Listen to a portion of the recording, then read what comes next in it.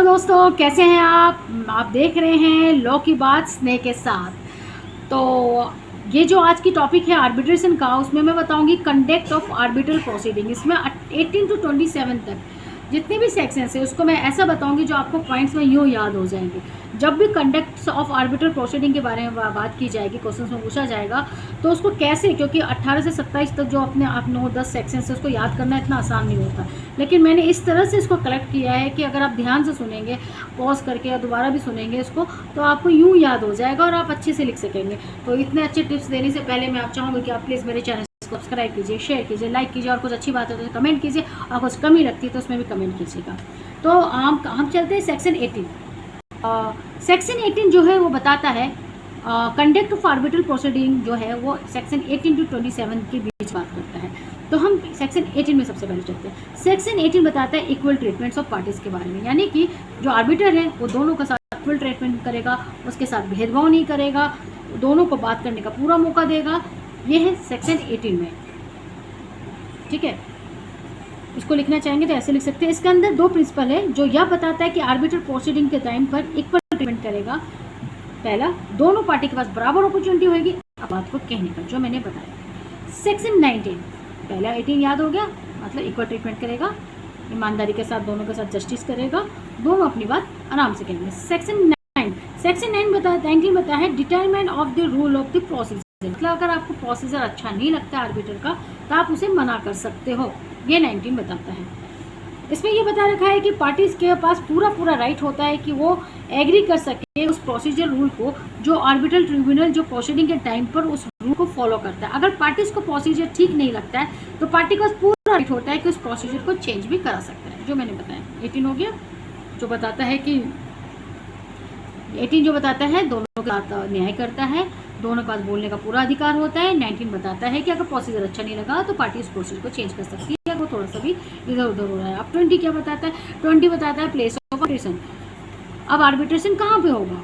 तो ये दोनों ही पार्टी चूज करेगी, मैं और सामने वाली पार्टी, मेरे और आपके बीच में कोई डिस्प्यूट हो गया तो आपका भी देखा जाएगा। तो आर्बिटर ये देखेगा कि आपके लिए कोई सहूलियत की जगह है, मेरे लिए कौन सी सहूलियत की जगह है, दोनों के बीच की जगह। मैं दिल्ली में रहती हूँ और आप अहमदाबाद में रहते हैं, तो ऐसा तो नहीं है कि मैं मद्रास में जाके और आप लोगों के डिस्प्यूट को सेटल कर रही हूँ, नहीं। तो ये दोनों को आप दोनों से पूछा जाएगा कि आप लोगों के लिए कौन सा सही जगह रहेगा जहाँ पे आप लोगों को सेटल किया, आप लोगों के डिस्प्यूट को सेटल किया जा सके।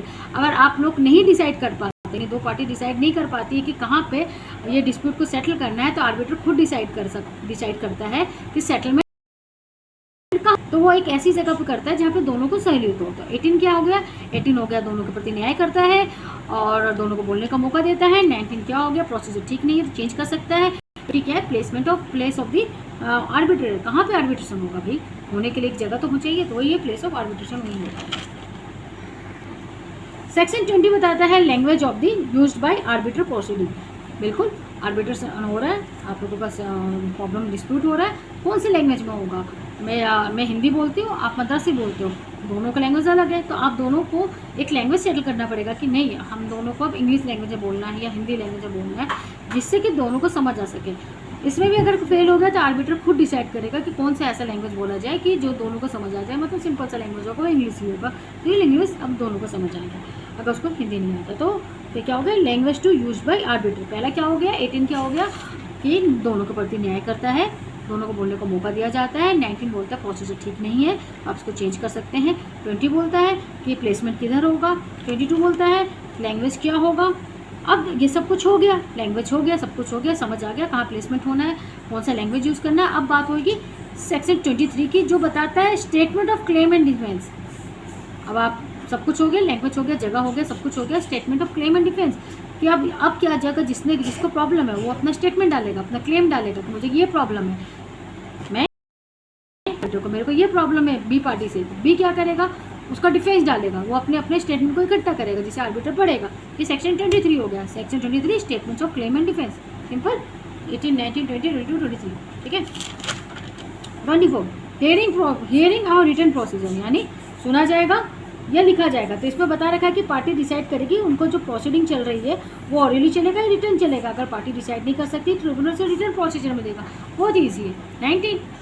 18 जो बताता है, क्या बताता है, कैसे कि आप इक्वल ट्रीटमेंट 19 प्रोसीजर चलना है नहीं चलना है। 20 कौन सी जगह पे होना है। 22 लैंग्वेज क्या होगा। 23 ये दोनों हो गया। अब बताइए अपने अपने डॉक्यूमेंट्स दीजिए दोनों, सेटलमेंट और statement of claim and defence का दीजिए, ठीक है।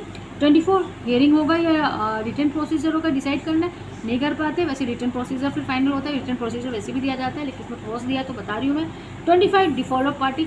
पार्टी अगर डिफॉल्ट है बेफालतू का, जैसे कि मैं लेकिन बेफालतू का मैं क्लेम कर रही हूँ, अगर ये डिफ़ॉल्ट है तो डिसमिस हो जाएगा। बी पार्टी अगर वो सारे डिफेंस नहीं बता रहा, वो स्टेटमेंट नहीं दे रहा है, वो डिफ़ॉल्ट हो जाएगा। 25 ये लाइन बाय लाइन चल रहे हैं। 26 क्या है, अपॉइंटमेंट ऑफ एक्सपर्ट। इस एक्ट में अकॉर्डिंग सेक्शन 26 में ये बता रखा है कि आर्बिट्रल ट्रिब्यूनल के पास पूरी पावर होती है कि वो एक्सपर्ट को अपॉइंट कर सकते हैं।